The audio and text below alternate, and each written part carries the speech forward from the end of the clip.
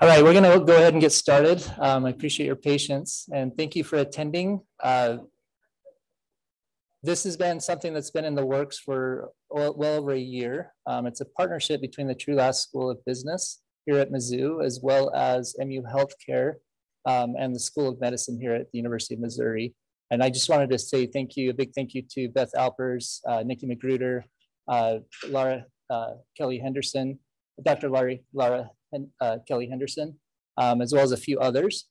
But just please know that we've worked hard on this. I'm going to just briefly introduce Melissa here at my side. She will be speaking to us first on negotiations, and then that will be followed by Megan Steen. The format will be as follows. So Melissa's going to talk to us for about 20 minutes or so. If there's time before 12:30, excuse me, we'll allow you to ask some questions to her. But at 12:30, we're going to have a hard stop and we'll switch to Megan Steen. And then at the end, we'll use the remainder of the time for questions as well. So I'm going to be quiet and I will hand the microphone to Melissa. Thank you. Thank you again for coming. Thank you all for being here. I'm excited we have such a great turnout. As you mentioned, my name is Melissa Null, and I am Senior Litigation Counsel at a company here in Columbia called EquipmentShare.com. I previously worked in private practice and have been a litigator my entire career. By the nature of what I do, it is contentious and it involves a lot of negotiation. So I hope that I can provide some insights and answer some questions for you. The first thing I want to say about negotiations is it's an important topic. It's important to learn. You use it every day, whether you realize it or not. You know, the stakes might not be high, but if you're talking about whether or not you want to go out for the evening and your significant other does and you don't, coming to a resolution is a negotiation. And it's a skill set that anyone can learn. You know, there's a lot of women in particular are uncomfortable negotiating. And I think it's because, partially because they believe that, you know, they can't be assertive, or if they are assertive, they're going to be seen as difficult or framed in a specific way. But the truth is, being assertive often isn't successful in negotiation. So one of the things I want to talk about is just embracing who you are and what your natural disposition is. I tend to be a diplomatic person and I use that to my benefit. And then I learn other skills to add on to that. So don't change who you are or think you have to be something you're not to be successful at negotiating on your own behalf. So why is negotiation such an important skill? Like I said, we use it daily. Second, it really does have a financial impact. I'm sure you've all heard of the gender wage gap. One of the starting causes of that is oftentimes women won't negotiate their initial starting salary out of school. So maybe, you know, a guy feels more comfortable and negotiates 10% more than what they offer. Well, that just compounds over time. And that 10%, you know, in a year when you get a raise, 10%, if you get a 5% raise, it's a smaller number. So it compounds over time. It's important to make sure that you're getting what your value. It also impacts, you know, house buying, car purchasing, and other financial aspects. So I'm going to just go over a few of the keys to successful negotiation. First, like many things in life, is prepare, prepare, prepare. I put it up there 3 times because it is the most important thing you can do. If it's a negotiation salary, a lot of you are students and you're going to be finding your way in the world here shortly and negotiating your first job out of college.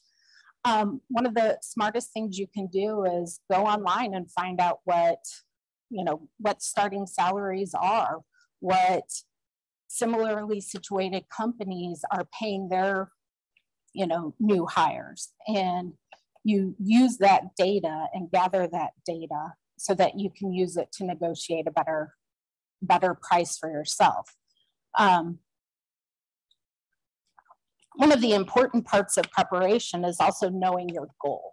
Like, don't go in not knowing where you want to be. You can have your ideal, but you need to know what your bottom dollar is. Or, if you're the one purchasing something, for instance, you want to know, okay, I will not go above X, and stick to that. But you need to know it in advance, or otherwise you can be pulled into going beyond what you're comfortable with and having buyer's remorse. Another tip for preparing is to think about what the other person is, what their goal is and their perspective that they're coming from. Anticipate how they might respond, so you can practice how you'll respond if they, get upset, or if they reject what you propose. So it goes beyond just preparing what you want. It's also thinking about what motivates them and how to respond to their responses to you. The next important key to negotiation is timing. You want to make sure that it's a good time for you. You're in the right headspace. You've prepared. You know what you want. But it's also important to make sure that the timing is correct for the other person.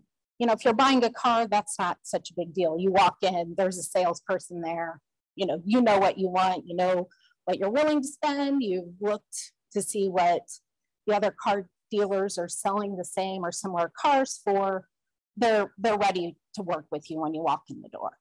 But if this is a boss and you just hop in and you're like, all right, so I want to raise. Might not be a good time for them, and it starts things off on the wrong foot.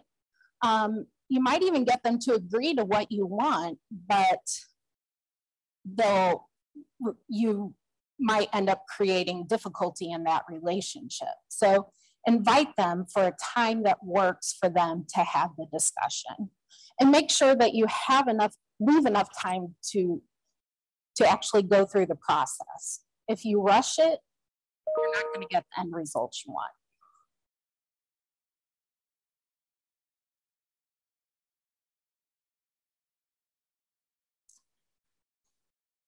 One of the key things to successfully negotiate is active listening. I'm sure you've all heard of active listening, and you generally know what it means, but there are two aspects of it that are incredibly important in negotiation and in business dealings in general. One is mirroring. So that is, you're listening to what the other person says. You can mirror their body language, but make sure you're genuine.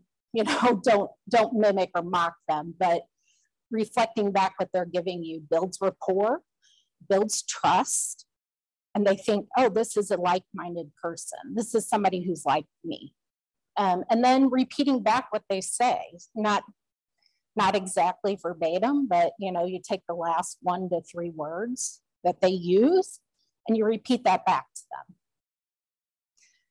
The second active listening tool that is essential is acknowledgement and labeling.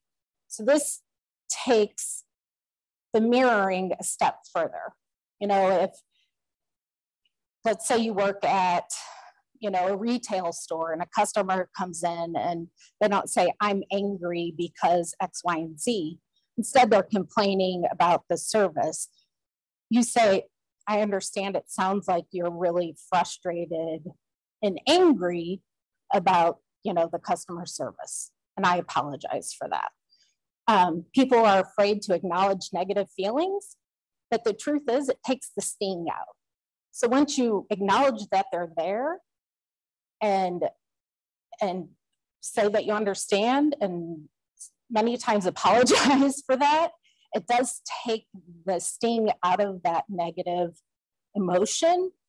And as the negotiation process goes on, the emotions kind of simmer down. They're not as at the surface.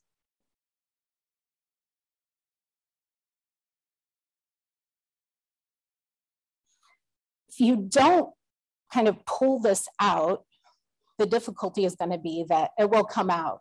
The anger will come out, the frustration or resentment. It's just going to be in a passive aggressive way, or they'll sabotage the negotiation. Nothing you offer will make them happy, because what they want is for you to acknowledge you're really angry, or you're really upset, or, you know, for me, and a lot of times in, you know, personal injury cases that I negotiated, they wanted to hear an "I'm sorry this happened" and that you're injured.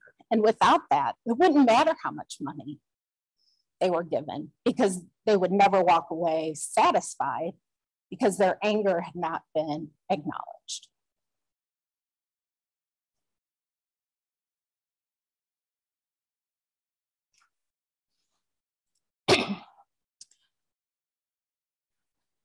Part of the active listening is also asking questions. You know, a lot of negotiators, a lot of lawyers, not to bash my profession, but they like to hear themselves talk.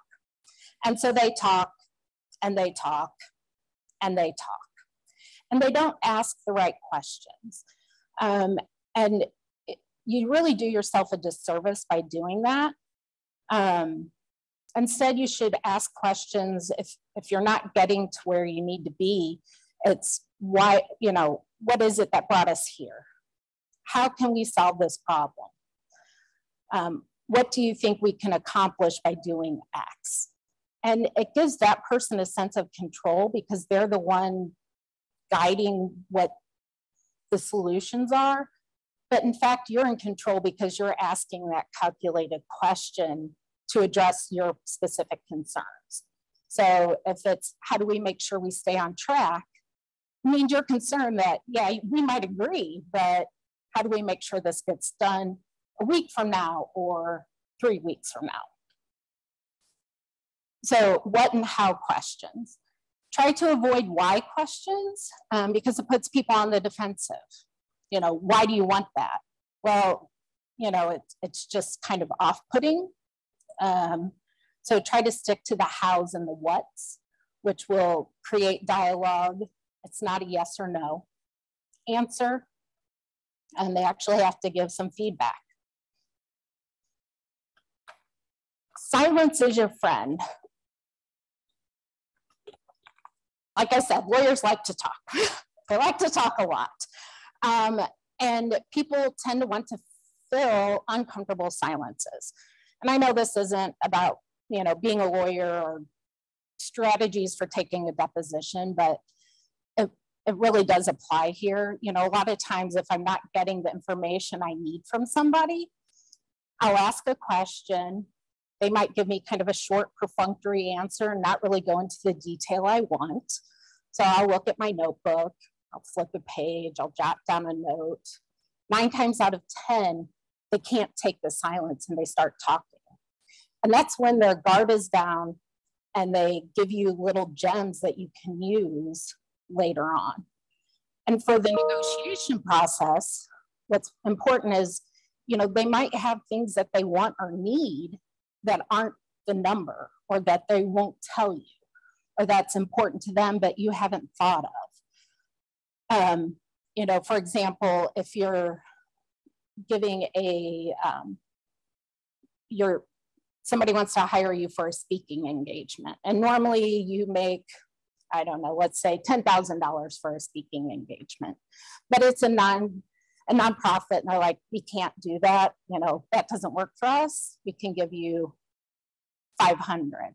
And the guy's like, I can't do that, but maybe some free publicity for him so he gets additional speaking engagements is something that he's interested in, and something that doesn't cost the nonprofit, and something they can do, whether it's an ad in a newsletter or a write-up about what he's presenting. So if you allow the silence to be filled by the other person, a lot of times they'll give you those kind of details that you can use.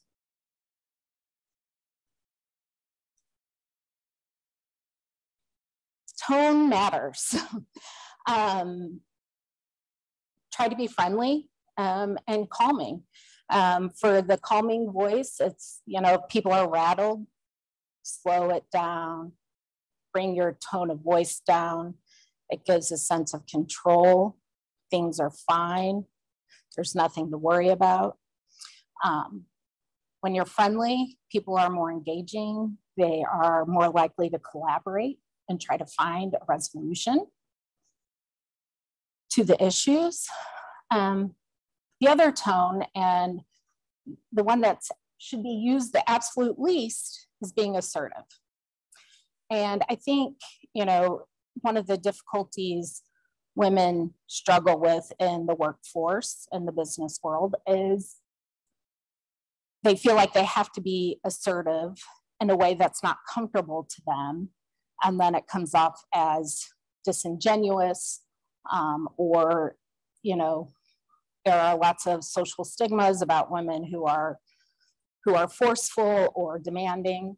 But in general, regardless of gender, the assertive voice is really very rarely used in negotiation.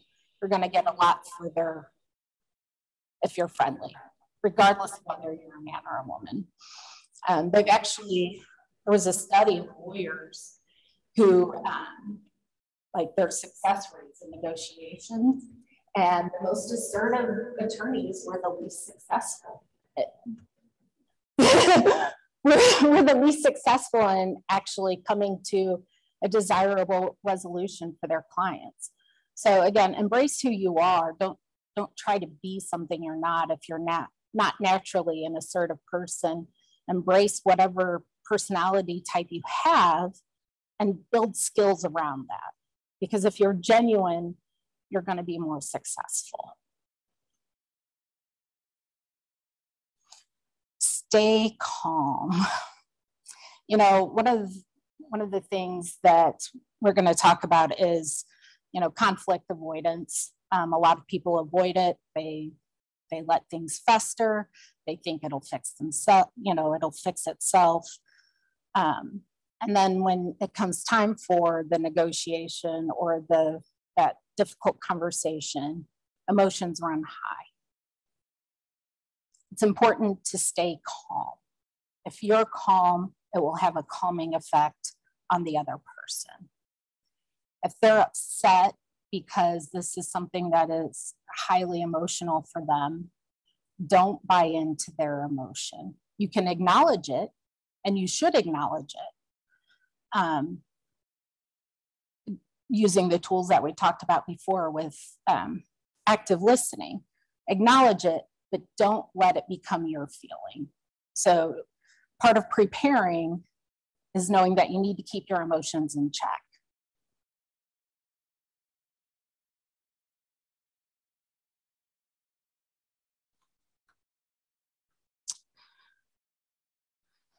Another tactic or key to being successful in negotiation is using an anchor.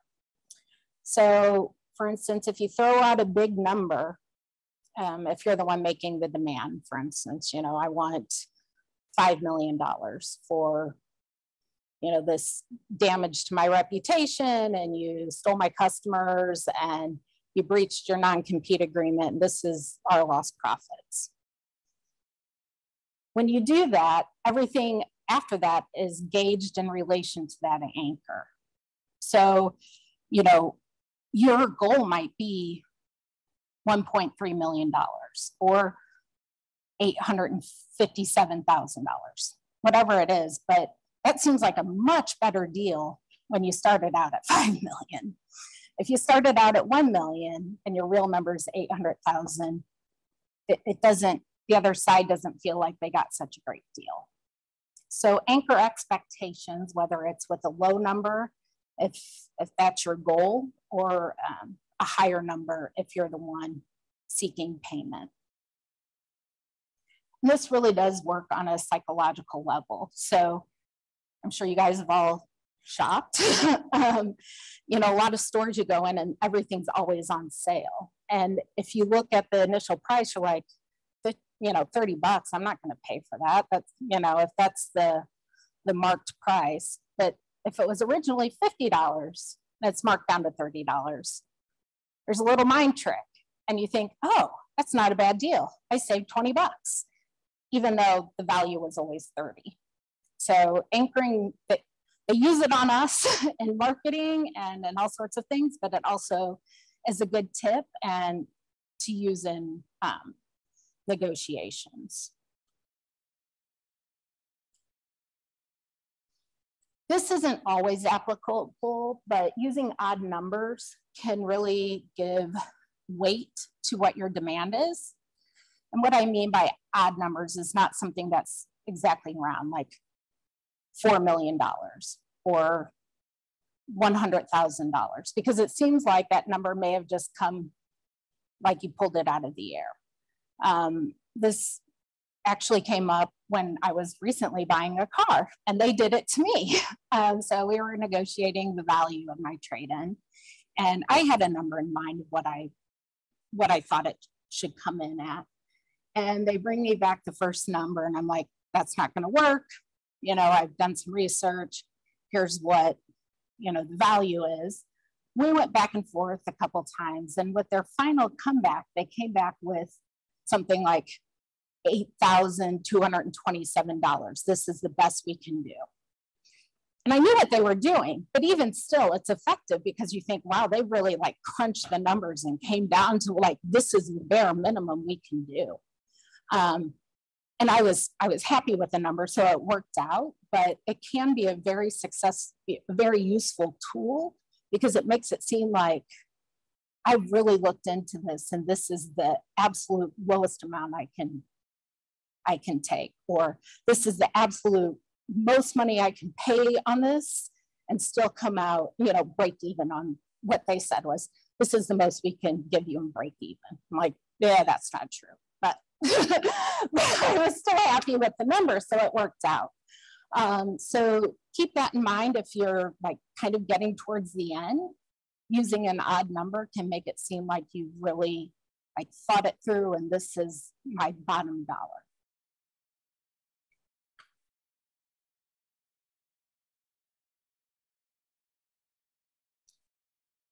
Many times in negotiations, we get stuck on monetary terms.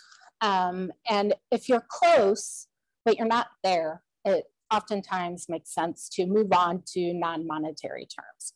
So don't get stuck on just one issue if there are other things that in play. You know, you can set the money aside for a minute. I'll use car buying for an example. You know, maybe they couldn't give me any more on my trade-in, but they can throw in, you know, free maintenance for 3 years or 5 years, or they can throw in free car washes, or, you know, maybe there's like they tried to sell me this like product that was, you know, if you burned a hole in your seat, they would replace it. They might be able to throw something like that in at a much lower cost or for free if that's something that's important to you. So if you can't come to a final agreement on non-monetary terms, sometimes if you start talking about those added value things, it can get you to where you need to be to close the deal.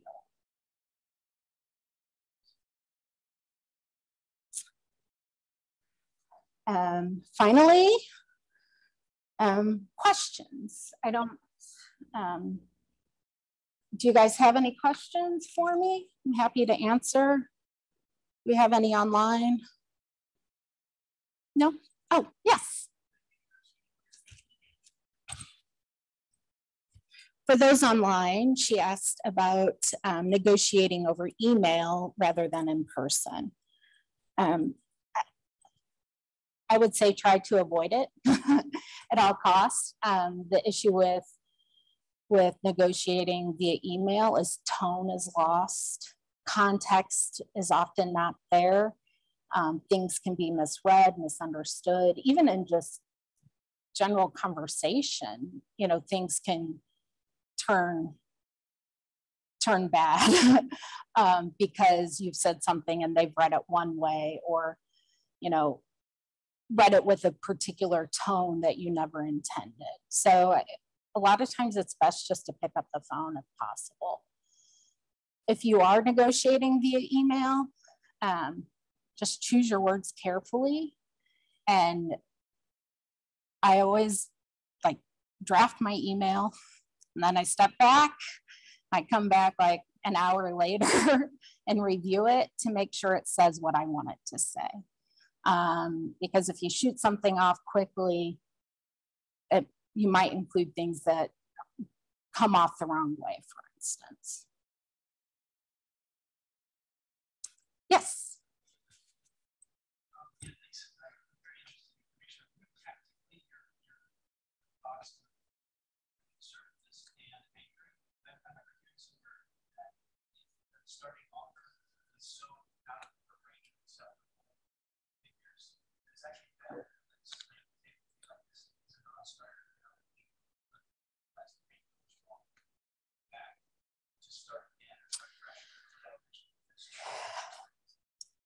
I would never do that.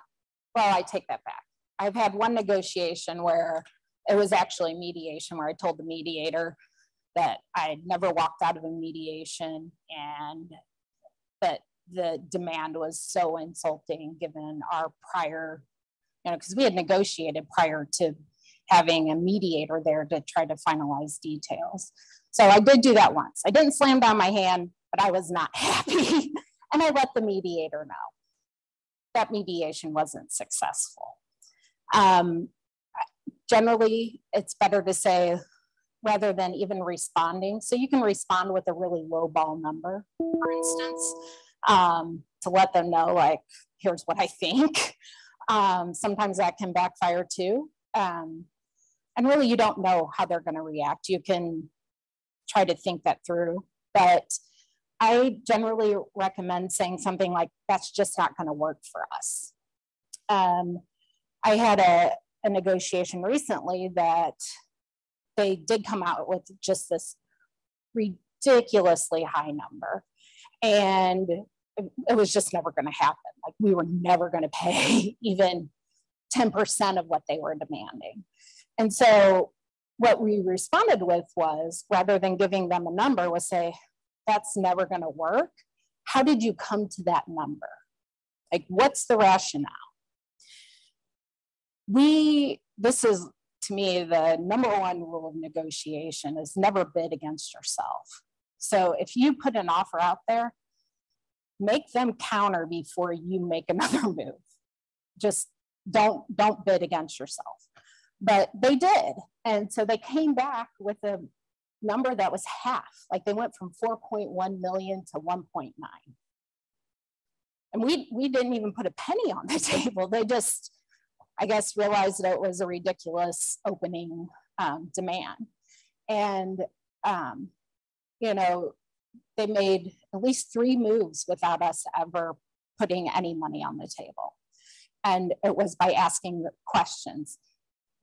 How did you come up with that number? What's the basis for that? How can we, how can you expect us to pay that when, here's the facts? And they continually dropped down, and then we reached a point where we finally made an offer. So, it depends on the situation and who you're dealing with, but I would say generally slamming your hand down and walking out may not be the best approach. But I think my time is up. So, yes. If the negotiation does turn emotional, is there a way to recover from that?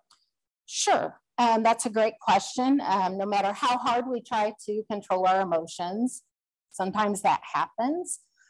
Usually, in my experience, it's best to take a step back and acknowledge, like, this has gotten too heated, or apologize for losing your temper if that's what happened, or acknowledge that that person's upset and say, kind of the act of listening. If they're really emotional, say, why don't we step back for a minute, gather our thoughts, and then come back?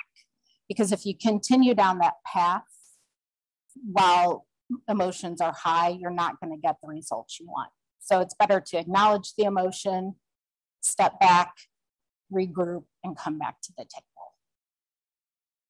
Oh, and sorry, for those online, the question was, what do you do if emotions do get in the way of the negotiation? Thank you, everyone.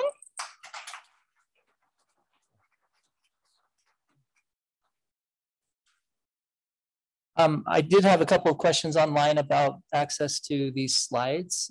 This is being recorded and a recording will be released sometime next week. It'll take a little bit, just has to go through some channels here at Mizzou, but it will be released. And if you've registered, we'll send it out to all the emails. Hey, hello everyone. Thanks for having me today.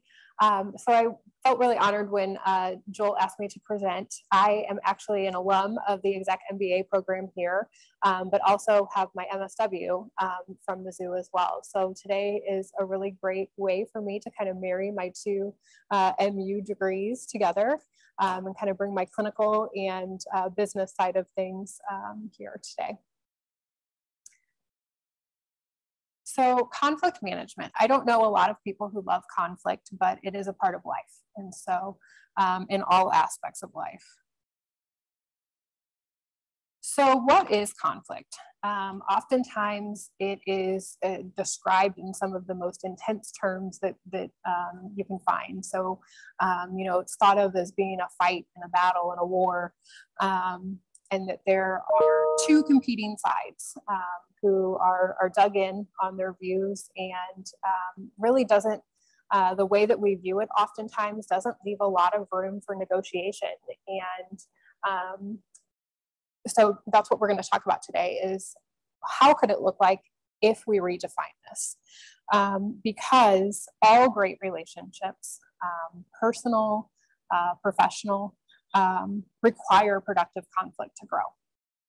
And so for me personally, one of the things that I think about is how much I have grown from individuals in my life where we have completely differing views on topics. And if any of you have read the Adam Grant book, Think Again, his pretty much all his research is about how conflict and the way that we approach learning and growing and viewing different ideas.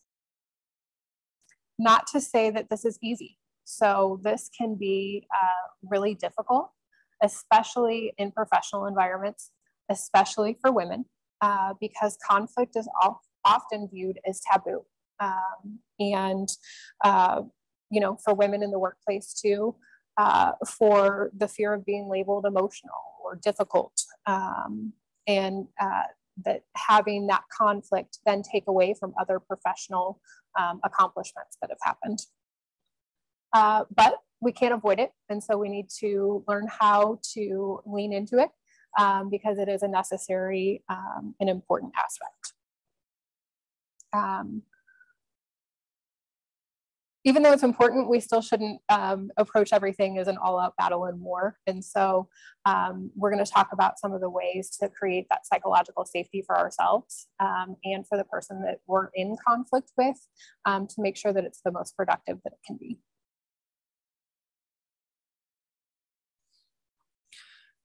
So how do we get better at conflict? Our brains are wired to make us emotional creatures. And so there's nothing we can do about this. Our first response is always going to be an emotional response. But what we can do is that we have control over our thoughts and the way that we react to those emotions. So emotional intelligence, I'm assuming most of you or all of you in the room and on Zoom have heard of emotional intelligence. But it really is one of the most impactful skills that you can develop as a professional. Becoming skilled in these 4 components allows you to have confrontations when needed and doing it more strategically and productively. So self-awareness. Having an awareness of your feelings allows you to be in charge rather than for your emotions to be in charge of you. An example is that, say that there's a situation that arises where, and we actually had this fairly recently in my professional life, where there was an announcement that was sent out inviting all of these community stakeholders to a place, and we forgot to put where that place was. And so there were many phone calls and emails and confusion. And it could have been a really easy opportunity to be frustrated and react with anger and frustration and embarrassment and all of the emotions that were coming to the surface. But being aware of those emotions and then reacting to the systems that needed to be fixed to fix the problem moving forward. But without that self-awareness, it could have been very easy to become frazzled and say, oh my goodness, and get caught up in the embarrassment and the anger about the situation. So if we don't have this awareness, again, we can go into an amygdala hijack. Any of you who have ever raised a toddler are probably very familiar with what an amygdala hijack is, because it's the fight or flight part of your brain, to where you quit thinking rationally, you're just responding out of emotions. I have a 3.5-year-old that brings this out in both of us every single day. You know, we have to respond rapidly. And so this is where mindfulness, that we'll talk about a little bit later, can be really helpful. And my notes are out of order, so give me a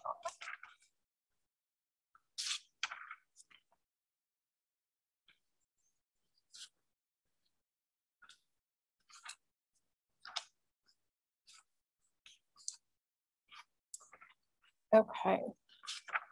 So self-management. So this is an area where, again, having that awareness of yourself and the way that you are showing up to situations is essential. Because if you are, right now, if I wasn't aware of the fact that I can't find the notes that I had written on this particular piece, I could really be panicking. But I'm aware of the fact that I do not know where they are in my stack. And so we're going to lean into the knowledge that I have on the topic that I'm presenting on. And so social awareness too. This goes a little bit to what Melissa has already talked about with negotiation. And having that awareness when you're sitting down with someone, when you are coming to the conflict, of being able to read how the other person is coming to the room, how the words that you are saying are landing with the individual, how their body language is, how the words that you are saying are landing with that person, and being comfortable to acknowledge and discuss that in the moment as well. To say, it's appearing like maybe this isn't landing well with you. How can we talk about this? How can we move things forward? And again, that goes to the relationship management as well. A huge part of what we do in all aspects of our lives, our professional lives, our personal lives, is managing relationships. And so becoming comfortable in a lot of different aspects with silence, that Melissa spoke about earlier. That was one of the things that early in my clinical career, I was so uncomfortable with. It can be so uncomfortable to sit in silence, whether it's a negotiation, whether it's conflict, but sometimes it truly is necessary to sit in that silence, sit in that moment before you are emotionally responding and saying something that you don't want to, that you may not mean or may really mean but shouldn't say.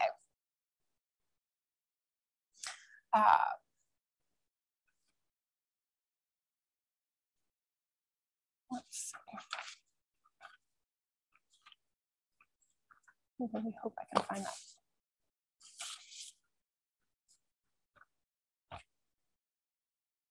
Okay. Also with the relationship management as well, this is,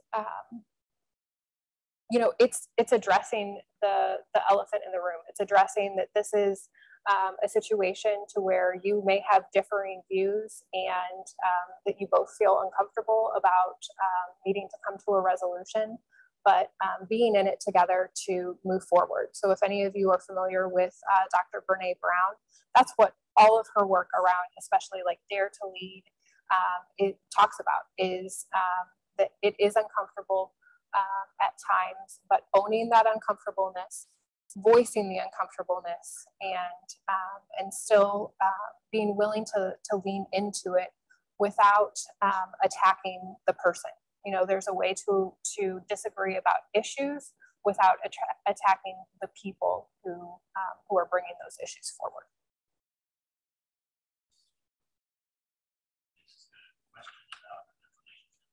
Sure. So some negotiations involve relationships that you really want to preserve longer, and others like buying a car don't. Mm-hmm. How do you differentiate between those in terms of how you strategize? Yeah, that's a great question. I think that in really any conflict or negotiation, you almost have to separate the relationship.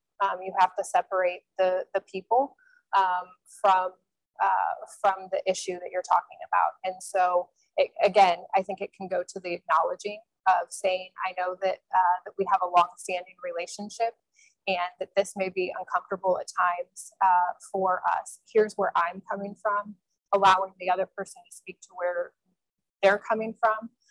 Because especially with people that we know and that we know well, we may assume all of the gaps in between of this is what's important to them, this is where they're coming from, and we may be completely far off from what their intentions and what their why is behind the negotiation.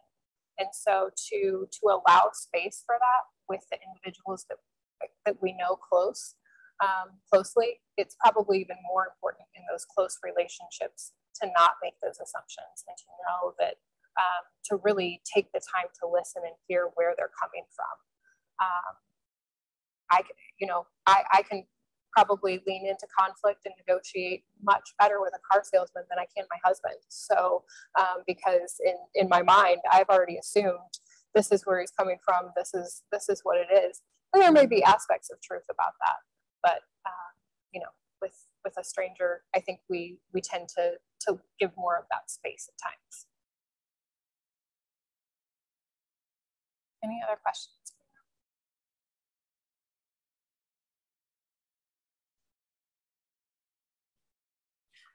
So principled conflict. So again, this actually came from a book about negotiation. And so the book about getting to yes, they talk about a little bit about principled negotiation and principled conflict. And so it's separating the people from the problem, not associating the person with whatever issue or problem that you're bringing to the table. Focusing on your interests, not your positions.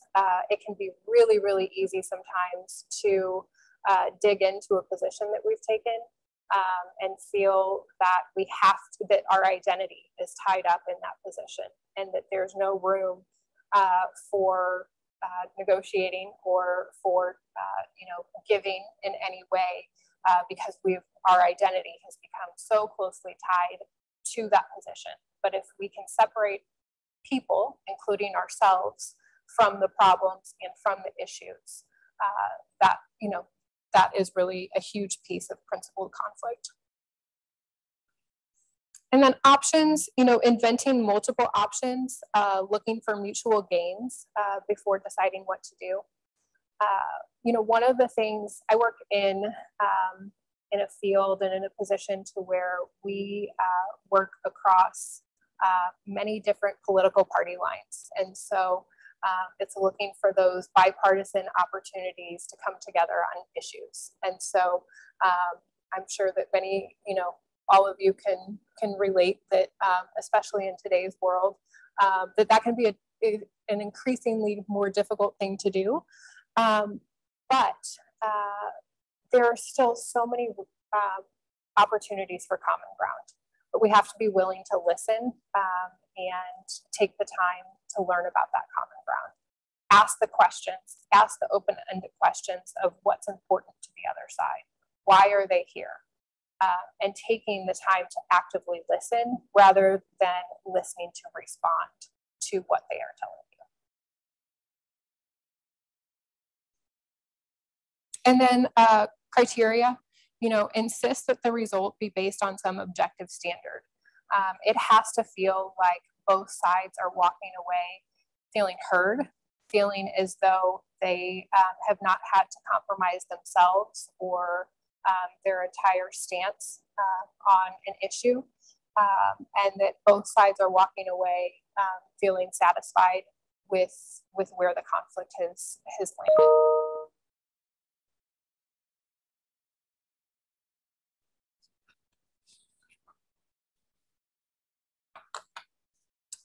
So preparing and taking care of yourself. So confidence. So there have been many studies, and actually an entire book that I highly recommend called The Confidence Code that have been written about confidence in women. And so the discovery has been that especially in these situations that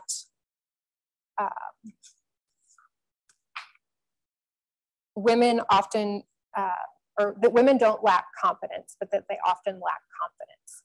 And so that's something that we as women in professional settings have to be aware of when we're entering these negotiations and entering into conflict with others, because we know that it can be uncomfortable. And so if we enter those situations lacking the confidence that's needed to bring our ideas to the table, to bring the knowledge that we have to the table, we can present it in a way to where it falls flat and to where we don't come across as the experts on the knowledge that we have because of the way that it's presented. And so how do we work on this to present ourselves more confidently when conflict arises? So again, addressing the elephant in the room. A lot of times this can even diffuse a situation, just going in saying, I may not navigate this perfectly, but I'm showing up to do it. This is, let's really talk this out human to human. And sometimes that requires a break, just like with negotiations. Sometimes things get to a point to where both sides have to say, we need to take a step back. We need some time to reset ourselves, to be able to remember all of the emotional intelligence and self-regulation skills that we need to bring our best selves to these conversations and to these negotiations and conflicts. I'm also a really big fan, and they talk about this in the Confidence Code book, of the Superman pose. So if any of you have ever watched Grey's Anatomy, you will know that there are multiple characters, female characters, who practice this before surgeries. I practiced it before I came in here today because public speaking is not my favorite thing to do in the world, as some of my previous professors know. But we have to lean into these situations and lean into these opportunities. And so, finding those ways, like the Superman pose, that boost that confidence and give you, that confidence that you need to lean into it. Also, practicing mindfulness. Even just for a few minutes a day, it can help us become more emotionally intelligent, decrease our stress, and improve our overall mental health. And so we're going to practice a mindfulness right now. So hopefully those of you who are in Zoom are in a place to where you can practice this too. So I want you to all kind of take a moment to sit in your chairs. Don't sit up rigidly, but sitting there with a relaxed posture, but a straight spine. Kind of taking a moment to take 3 long, deep breaths.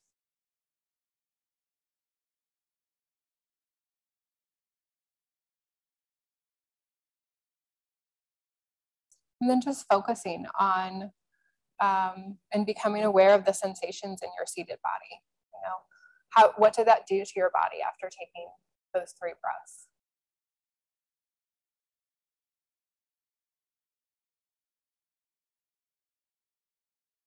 And so I know that even working in the mental health field, I am guilty of not taking enough time for this during the day.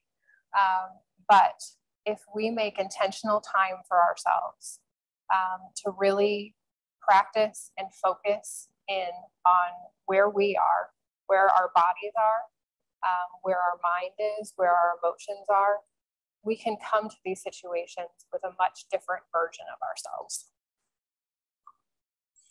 Another thing that, that can be done for mindfulness is focusing on an object in the room and then just focusing on it for a minute and kind of acting like you're seeing it for the first time.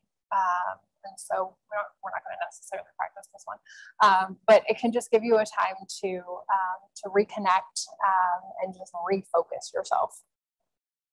And then I'm always a huge fan of taking a break in nature when possible. I don't know that anyone necessarily maybe wants to go walk in the rain today, but you know, especially in our culture right now where it's just a 24/7 like technology and, you know, we're always on our phones or Zoom or something, you know, taking that intentional time to take a break in nature, not taking your phone with you if possible. And it doesn't have to be very long. You know, during the day at my office, there are times where I will just leave everything at my desk and walk around the parking lot just to get fresh air, reset myself. And I think we need that, especially in times to where we know that there may be some, you know, conflict situations that we're needing to address. Taking that time to take care of ourselves and reset ourselves and whatever that looks like for you. And so to kind of finish up my piece of this, I feel like as a mental health professional, I would almost be negligent in not addressing that there are times where conflict and stress build up to a point in our lives to where we do need support from others. And so in a professional setting, sometimes that could look like reaching out to a professional coach or a mentor, or getting that additional support at work that's needed to help you if the conflict and stress is becoming too much. But you know, sometimes that it may be in your personal lives as well. And so, you know, reaching out to family, friends, individuals that can help support that. Or there are times to where, you know, leaning into talking with a mental health professional and getting treatment is what's needed too. And, you know, one of the things that I love about my role is decreasing the stigma around accessing that mental health treatment too. So, any questions?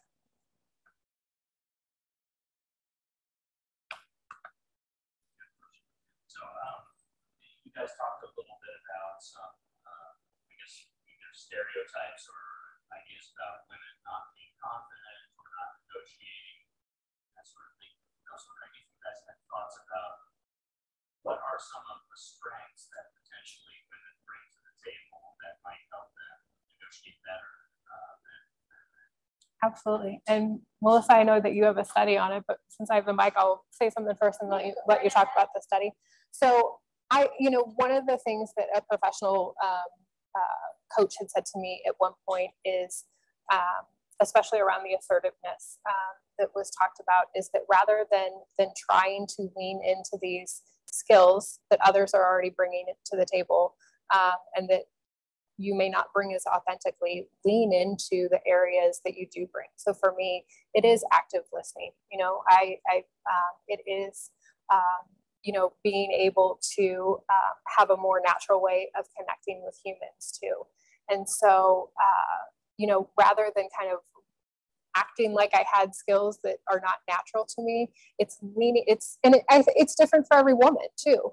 But I think that it's finding where are your strengths, what are the things that you bring to the table, and not apologizing for those, even if they do tend to be characterized as more feminine.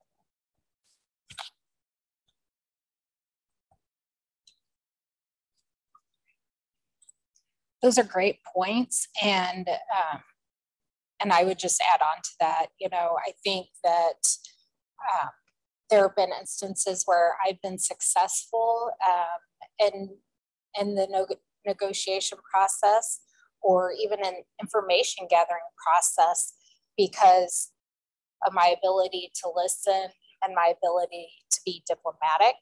I worked with a male partner for years and years and years.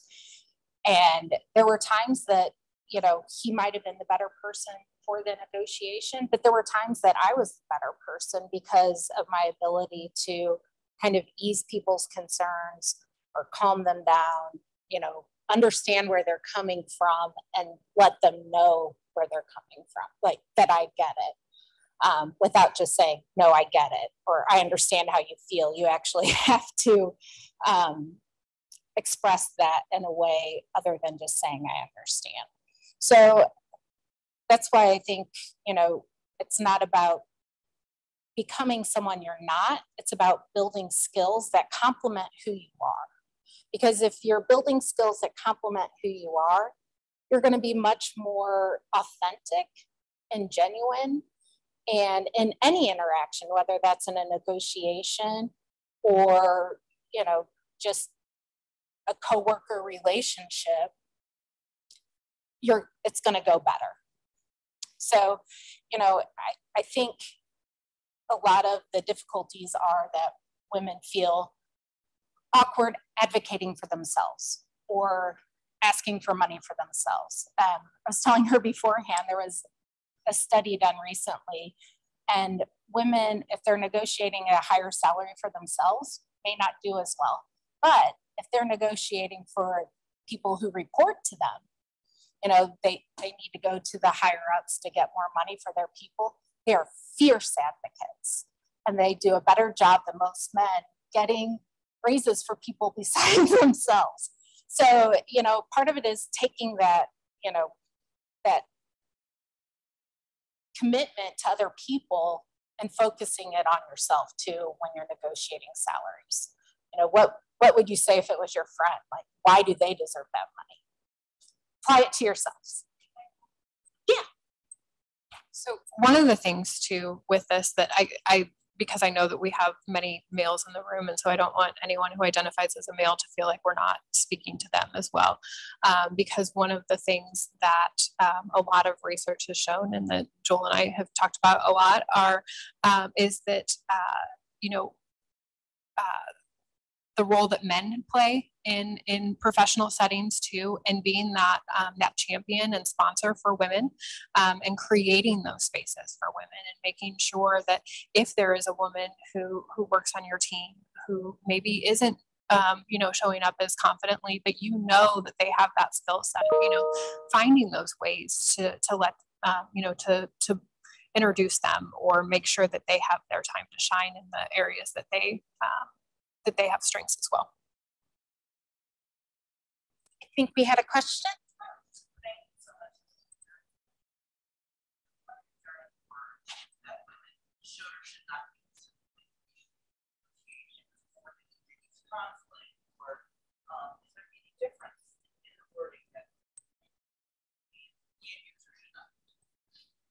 That is a fantastic question. I think one of the things that women do more so than men is kind of apologize for our existence.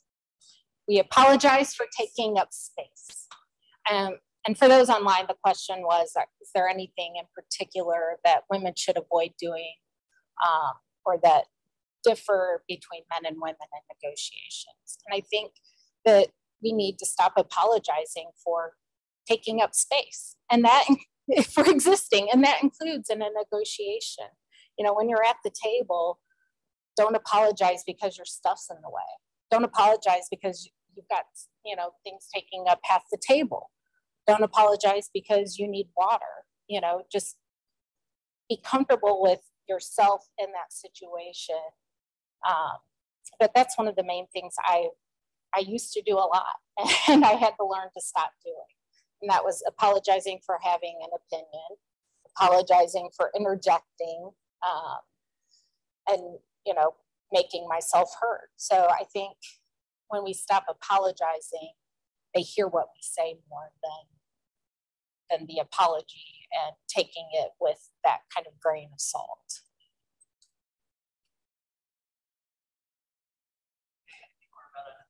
Yes. Yes, thank you so much for everything. Thank you guys for your attention and questions.